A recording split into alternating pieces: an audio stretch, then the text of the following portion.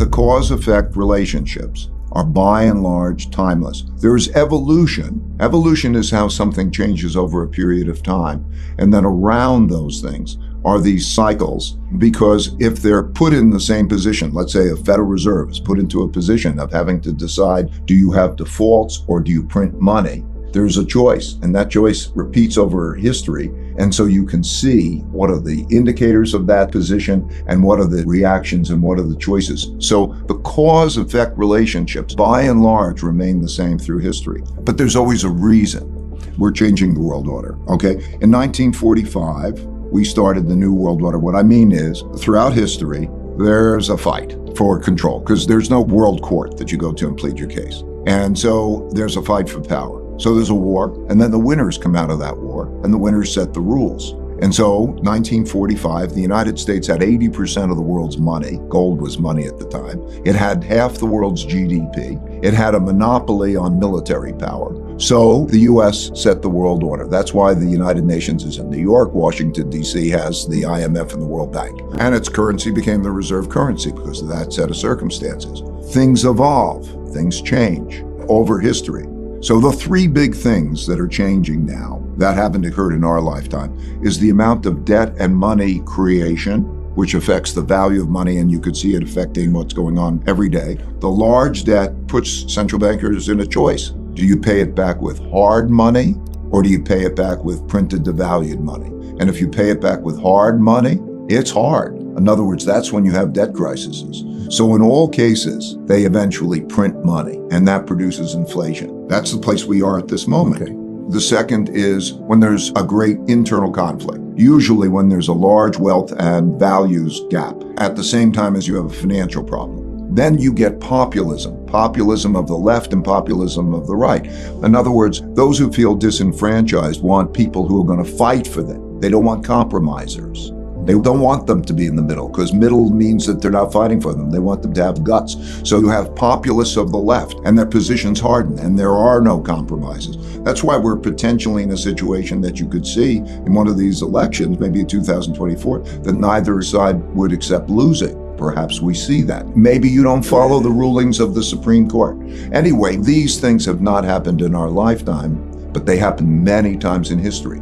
So if you look at that, you see from those patterns why the gaps become greater and the positions harden, and you see the dynamic. So that's the second. And the third is the rise of a great power to challenge the existing great power. In other words, I gave you the example of how the United States was so dominant in 1945. Now it's not as dominant. It is not dominant. In other words, China and the opposition is as strong as the United States and its allies. And so we have a conflict. And there are 5 kinds of wars, and they start in this order, just sequentially, typically. A trade war, a technology war, a geopolitical influence war. Then you get into a capital and economic warfare, which we are now with sanctions. They always happened in history. And then there's a military war. And so you could see that progression happen through time. I think that there's a tendency to look at the economy in a rearview mirror, seeing low levels of inflation, and also not understanding monetary inflation. There are 2 types of inflation.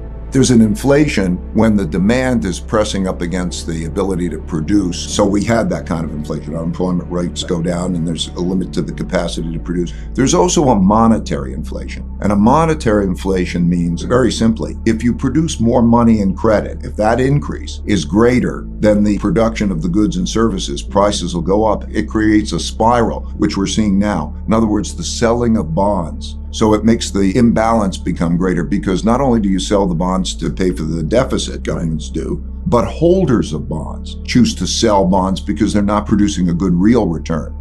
Now that just mechanistically may be a little bit tricky for some people, but what that means is when you have a big supply-demand imbalance like that, either interest rates have got to go up to curtail that demand, or the central bank has to print more money, and they always print more money. So that dynamic of monetary inflation, the type of thing that makes the 70s, or the type of thing that makes inflationary depressions like happened in the Weimar Republic in Germany in the early 1920s, that kind of inflation I don't think is paid enough attention to.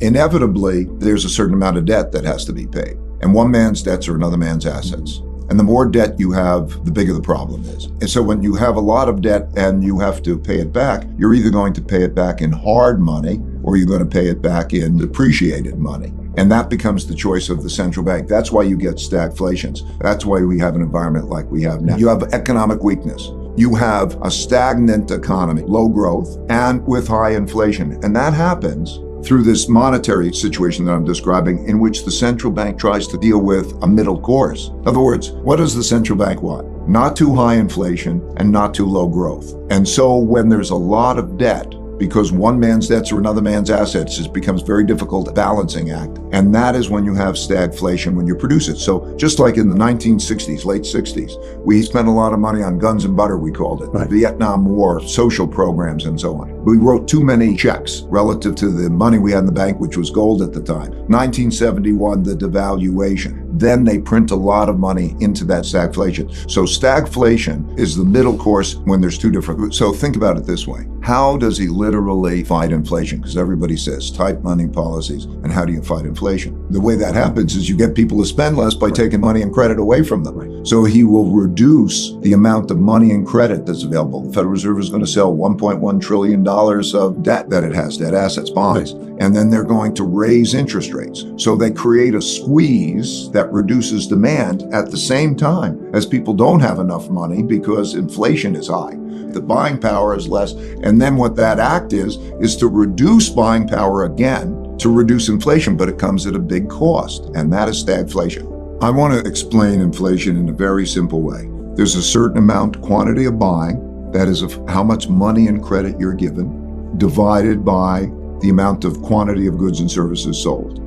In other words, if there's a lot more money and credit produced than there is goods and services produced, you will have an inflation, and the magnitude will be a function of that ratio. Over that period of time, there was a very enormous amount of money and credit that was produced, and there were some bottlenecks and shortages of production and disruption because of mostly of a combination of COVID and also geopolitical issues. Yeah. So there was some effect.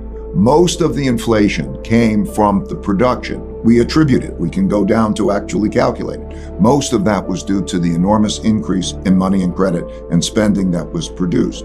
If you now look at the United States, it's no longer dominant militarily. It's no longer dominant economically because China has become comparable and is a larger trading partner with other countries than the United States is, the amount of trade and so on. It's a very unique power. Think about it. You can print the money that the world will accept. Now that means when they accept it, they buy your bonds, they buy your debt. That's what they hold these in, which are promises to receive this currency that you could print. So there are two things now that are jeopardizing that position. Dollar's now strong, but there are two things, we want to hold on to that position.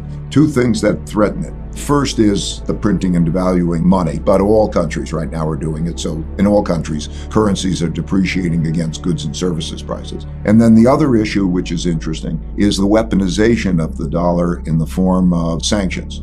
America is certainly in relative decline. In other words, has been. Education is not the same. Military power is not the same. Economic power is not the same. If we're